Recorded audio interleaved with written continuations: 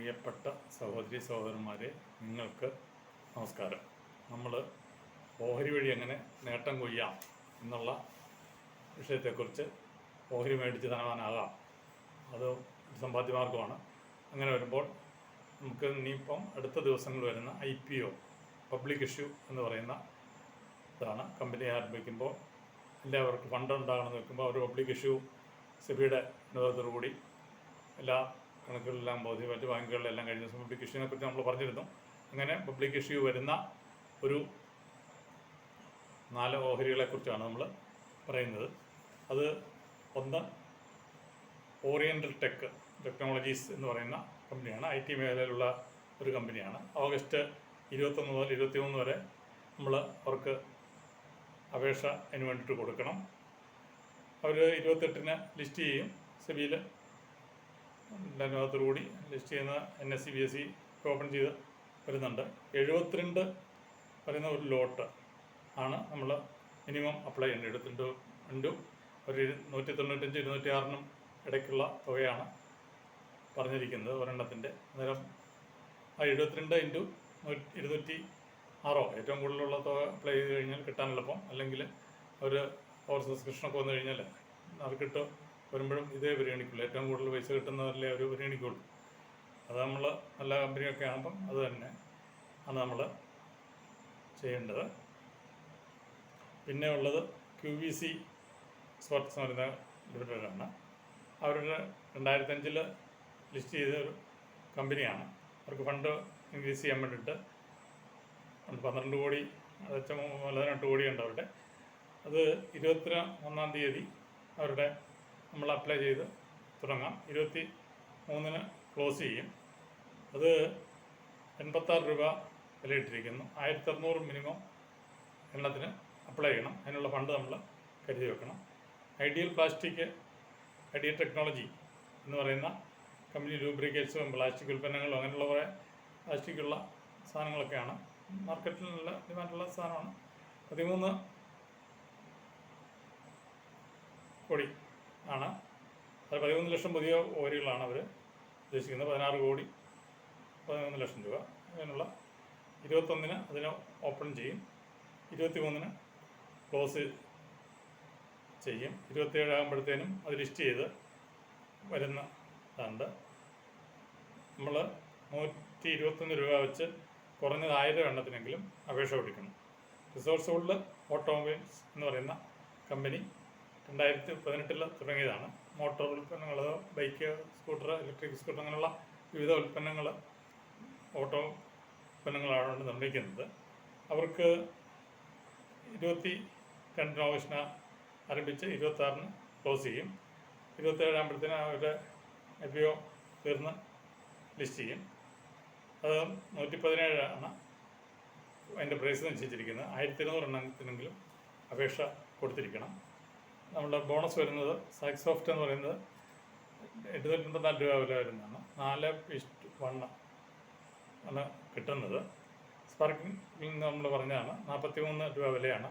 1:1 ആണ്. 21 ഓഗസ്റ്റാണ് ഇതിൻ്റെ ഡേറ്റ് പറഞ്ഞിരിക്കുന്നത്. ഇന്ത്യ ഓട്ടോ എന്ന് പറയുന്നത് 1121 വിലയാണ്. 1:1 ആണ്. ഓഗസ്റ്റ് 8-ന് സെപ്റ്റംബർ 8-ന് ആണ് അവരുടെ ഓഗസ്റ്റ് 8 മീറ്റിംഗ് വന്നു. അവരുടെ പ്രഖ്യാപനം വരുന്നത് സെപ്റ്റംബറിലാണ്. അത് നമുക്ക് നോക്കിയിരുന്ന് വയ്ക്കുന്നതാണ്. റൈറ്റ്സ് 654 രൂപ വിലയാണ്. 1:1 ആണ്. 20 സെപ്റ്റംബറിലാണ് അതിൻ്റെ ഡേറ്റ് വരുന്നത്. ഇനിയും മാറ്റേഴ്സ് എന്ന് പറയുന്നത് മാറ്റേഴ്സ് ആൻഡ് ലീസിങ് 150 രൂപ വിലയാണ്. 1:10 ആണ്. 22 ഓഗസ്റ്റാണ്. HEG എന്ന് പറയുന്നത് 2007 രൂപ വരെയാണ്. 1:5 ആണ്. പ്രഖ്യാപനം വരുന്നതേ ഉള്ളൂ. ക്ലാസിക് ഇലക്ട്രിക്കൽസിന് 128 രൂപ വിലയാണ്. 1:1 ആണ്. എൻ്റെ പ്രഖ്യാപനം വരുന്നതേ ഉള്ളൂ.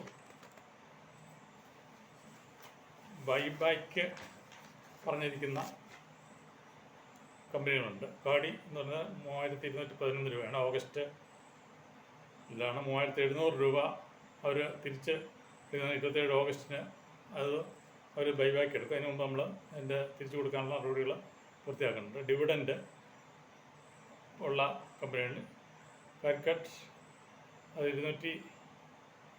26 രൂപ വിലയാണ്. 3 രൂപ ഡിവിഡൻഡ് കിട്ടും. 21 ഓഗസ്റ്റാണ് വരുന്നത്. കൊപ്രം എന്ന് പറയുന്നത് 305 രൂപ വിലയാണ്. 3 രൂപയാണ് ഡിവിഡൻഡ്. 2 സെപ്റ്റംബറാണ് അതിൻ്റെ ഡേറ്റ്. ഓയിൽ ഇന്ത്യ 655 2 രൂപ 50 പൈസ ഡിവിഡൻഡ് ഉണ്ട്. 30 ഓഗസ്റ്റാണ് അവരുടെ. ജഗാതരൺ പ്രകാശ് 50 രൂപ വിലയാണ്. 5 രൂപ ഡിവിഡൻഡ് ഉണ്ട്. വരുന്നതേ ഉള്ളൂ, ഡേറ്റ് പ്രഖ്യാപിച്ചിട്ടില്ല. ഒമെക്സ് ഓട്ടോ 140 രൂപ വിലയാണ്. 1 രൂപ ഡിവിഡൻഡ് കിട്ടും. 22 ഓഗസ്റ്റാണ് ഉള്ളത്. പിന്നെ ONGC 325 രൂപയാണ്. 2:5 ആണ്. 23 ഓഗസ്റ്റ് വരുന്നുണ്ട്. എർക്കോൺ ഇൻ്റർനാഷണൽ 286 രൂപ. 1 രൂപ 30 പൈസ. 5 സെപ്റ്റംബറാണ് ഡേറ്റ് പറഞ്ഞിരിക്കുന്നത്. പിന്നെ അങ്ങനെയുള്ള കുറച്ച് കമ്പനികൾ ആദിത്യ വിഷൻ്റെ വരുന്നുണ്ട്. 1481 1 രൂപയാണ്. 18 സെപ്റ്റംബറാണ് ഡേറ്റ് പറഞ്ഞിരിക്കുന്നത്. സിന്ധ് ഫാർമ 60 രൂപ വിലയാണ്. 80 പൈസയേ ഉള്ളൂ. 24 സെപ്റ്റംബറിലാണ് അതിൻ്റെ ഡേറ്റ് വരുന്നത്. ബഷീർ മെറ്റീരിയൽ 400 രൂപ വിലയാണ്. 1 രൂപ ഡിവിഡൻഡ്. 17 സെപ്റ്റംബറാണ്. പിന്നെ ഇതിനായിട്ട് ഡിമാറ്റ് അക്കൗണ്ട്, നമ്മൾ IPO ഒക്കെ ഉണ്ടെങ്കിൽ ഡിമാറ്റ് അക്കൗണ്ട്, അത് സാങ്കേതിക പദത്തിനെ കുറിച്ച് വന്ന ഡിമാറ്റ് അക്കൗണ്ട് എന്ന് പറയുന്നത് നമ്മൾ ഷെയർ മാർക്കറ്റിൽ ഇപ്പം വാങ്ങുകയോ വിൽക്കുകയോ ഒക്കെ ഓപ്പൺ മാർക്കറ്റ് ചെയ്യണമെങ്കിൽ അപ്ലിക്കേഷൻ്റെ ഒക്കെ വേണമെങ്കിൽ ഡിമാറ്റ് അക്കൗണ്ട് ഓപ്പൺ ചെയ്യണം. അതിന് നമ്മുടെ ഏജൻസിനെ സമീപിക്കുകയാണെങ്കിൽ അവർ ഡിമാറ്റ് അക്കൗണ്ട് ഓപ്പൺ ചെയ്യാൻ പറ്റും. അത് മെറ്റീരിയൽസ് എന്ന് പറയുന്നത് അതിനാണ് ഡിമാറ്റ് എന്ന് പറയുന്നത്. നേരത്തെ നമ്മൾ ഓഹരിയൊക്കെ സർട്ടിഫിക്കറ്റുകളുടെ അടിസ്ഥാനത്തിലാണ് ഓഹരി സർട്ടിഫിക്കറ്റുകൾ കൈവശം വെച്ചുകൊണ്ടിരുന്നത്.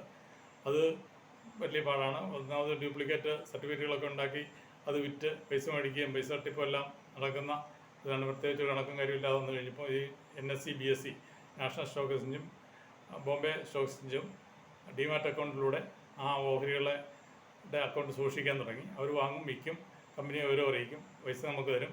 ഇപ്പം സുതാര്യമായിട്ട് കാര്യങ്ങൾ നടന്നു പോവുകയും ചെയ്യുന്നുണ്ട്. പഴയപോലെ ആ മേഖലയിൽ തട്ടിപ്പ് അത്ര എളുപ്പമല്ല എന്നുള്ളതാണ് എൻ്റെ അകത്തൊരു കാര്യമുള്ളത്.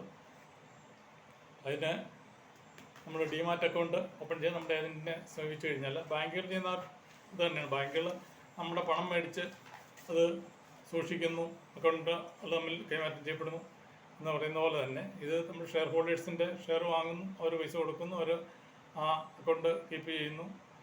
സുതാര്യമായിട്ട് കാര്യങ്ങൾ നടന്നു പോകുന്നു. തട്ടിപ്പുകളൊന്നും അധികം നടക്കുകയില്ല എന്നുള്ളതാണ് ഇതിൻ്റെ അകത്ത് ഉള്ളത്. അത് വ്യാജ സർട്ടിഫിക്കറ്റുകൾ ഉണ്ടാകുന്നില്ല. പണ്ടത്തെ പോലെ സർട്ടിഫിക്കറ്റ് എഴുതുന്നോ അല്ലെങ്കിൽ കാണാതെ പോവോ ഒന്നും ചെയ്യുന്നില്ല. പിന്നെ സർട്ടിഫിക്കറ്റ് കമ്പനിക്ക് അയച്ച് അത് രജിസ്റ്റർ ചെയ്ത് അവർ സ്വീകരിച്ച് നമ്മളുടെ തിരുത്തിയൊക്കെ വരുമ്പോഴത്തേനും കുറച്ച് ഡേറ്റ് പിടിക്കുമായിരുന്നു. ഇപ്പം അതൊന്നുമില്ല. നമ്മൾ പിറ്റേ നേരം തന്നെ നമുക്ക് നമ്മുടെ അക്കൗണ്ടിൽ പൈസ കയറുന്ന പിറ്റേ ദിവസം ആകുമ്പോഴത്തേനെല്ലാം പൈസ വരും. അല്ലെങ്കിൽ അന്ന് തന്നെ വയ്യാറൊക്കെ ആകുമ്പോഴത്തേനും 2 മണിക്കൂർ 3 മണിക്കൂർ കഴിയുമ്പോൾ നമുക്ക് ആ പൈസ എടുത്ത് വേറെ വാങ്ങിക്കാമെന്നുള്ള അവസ്ഥ ഉണ്ട്. അല്ലെങ്കിൽ പിറ്റേ ദിവസം കൊണ്ട് നമുക്ക് വാങ്ങിക്കാം. അങ്ങനെയുള്ള ഇതിനാണ് ഡിമാറ്റ് അക്കൗണ്ട് എന്ന് പറയുന്നത്. ഇനിയും നമ്മൾ അടുത്ത ദിവസം മറ്റ് പുതിയ കാര്യങ്ങളുമായിട്ട് വരുന്നതിന് വരെ നിങ്ങൾക്ക് നന്ദി, നമസ്കാരം.